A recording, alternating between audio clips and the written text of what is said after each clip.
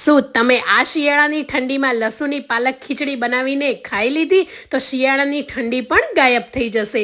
એટલી ટેસ્ટી અને લાજવાબ બનીને આ ખીચડી તૈયાર થઈ જતી હોય છે. તો લસુની પાલક ખીચડી બનાવવા માટે અહીંયા મેં 1.5 કપ જીરાસર રાઈસ લીધા છે. હવે રાઈસને 2 થી 3 પાણીથી ધોઈ લેવાના છે. રાઈસને પલાળી દેવાના છે. અહીંયા મેં મગની દાળ લીધેલી છે, એ પણ 1/2 કપ લીધી છે. બધી જ વસ્તુ કુકરમાં એડ કરીને મીઠું, હિંગ અને ઘી એડ કરીને 3 વિસલ કરી લઈશું. હવે ગરમ પાણીની અંદર મીઠું, ખાંડ એડ કરીને પાલકને 5 મિનિટ ગરમ પાણીમાં રહેવા દઈને ઠંડા પાણીમાં એડ કરીને મિક્સર જારમાં પાણી વગરની પેસ્ટ બનાવી લઈશું. હવે 2 ચમચી તેલની અંદર જીરું, હિંગ, લીમડો, સૂકા મસાલા બધા એડ કરી દેવાનું છે. લીલું લસણ, લીલી ડુંગળી, સૂકી ડુંગળી, મરચાં એડ કરવાના છે અને પાલકની પ્યુરી, મીઠું અને થોડું એવું ગરમ પાણી એડ કરવાનું છે.